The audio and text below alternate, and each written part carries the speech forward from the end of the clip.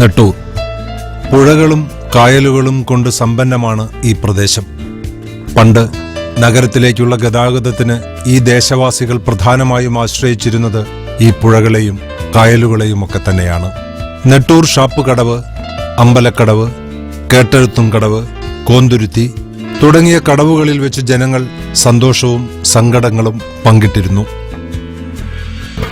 മതസൗഹാർദ്ദം കടലാസുകളിൽ മാത്രം ഒതുങ്ങാനുള്ളതല്ല എന്നും നെട്ടൂറുകാർ മനസ്സിലാക്കിയതൊരു പക്ഷേ ഈ കടവുകളിൽ നിന്നായിരിക്കും.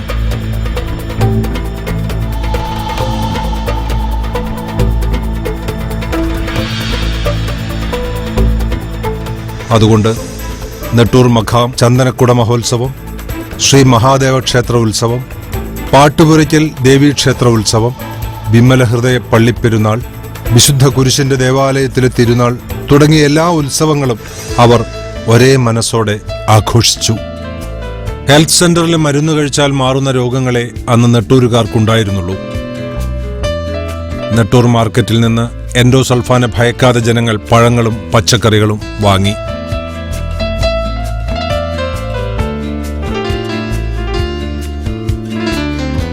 SPUP സ്കൂളിൽ നിന്ന് അവർ സ്നേഹവും സാഹോദര്യവും പഠിച്ചു. വികസനം വരുന്നത് പാതയിലൂടെയാണ്. ഇത് മനസ്സിലാക്കിയ നെട്ടൂരുകാർ നെട്ടൂരിനെ നഗരവുമായി ബന്ധിപ്പിക്കുന്ന പാലത്തിനു വേണ്ടി കലക്ടറേറ്റിലേക്ക് മാർച്ച് നടത്തി.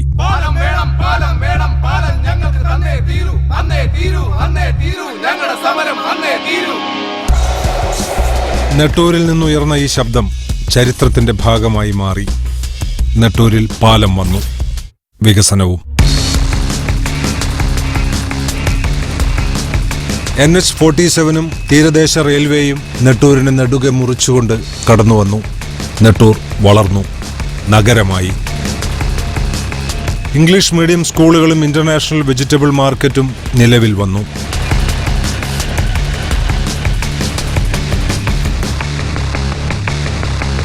കേരളം മുഴുവൻ ഇന്ന് ആരോഗ്യ പ്രശ്നങ്ങളുമായി എത്തുന്നത് നെട്ടൂരിലേക്കാണ്. ആതുര ശുശ്രൂഷാ രംഗത്തെ അവസാനത്തെ വാക്കാണ് മലയാളിക്ക് ലേക്ക് ഷോർ ഹോസ്പിറ്റൽ.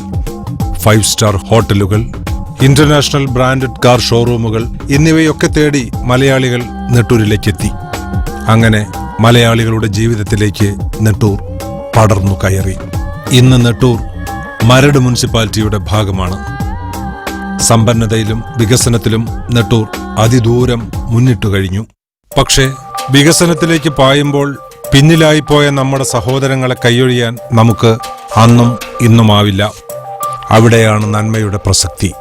വികസനത്തിന്റെ തേരോട്ടത്തിൽ തകർന്നു പോയവരെ കണ്ടില്ലെന്ന് നടിക്കാനാവാത്ത കുറച്ച് യുവാക്കളുടെ കൂട്ടായ്മയാണ് നന്മ. സമൂഹത്തിലെ അശരണരും നിരാലംബരും സാമ്പത്തിക വിദ്യാഭ്യാസ മേഖലകളിൽ പിന്നോക്കം നിൽക്കുന്നവരുമായ ജനവിഭാഗങ്ങളുടെ ഉന്നമനമാണ് നന്മയുടെ ലക്ഷ്യം. അണ്ണാറക്കണ്ണനും തന്നാലായത് എന്ന പോലെ നമുക്കും ചെയ്യാൻ ചിലതെല്ലാം ഉണ്ട് എന്ന് ഈ യുവാക്കൾ ഒരേ ശബ്ദത്തിൽ ഒരേ മനസ്സോടെ പറയുന്നു. ഗ്രാമം എന്ന വാക്ക് ഇന്ന് യോജിക്കുന്നില്ലെങ്കിലും ഇത് ഞങ്ങളുടെ നെട്ടൂർ ഗ്രാമത്തിന്റെ നന്മ.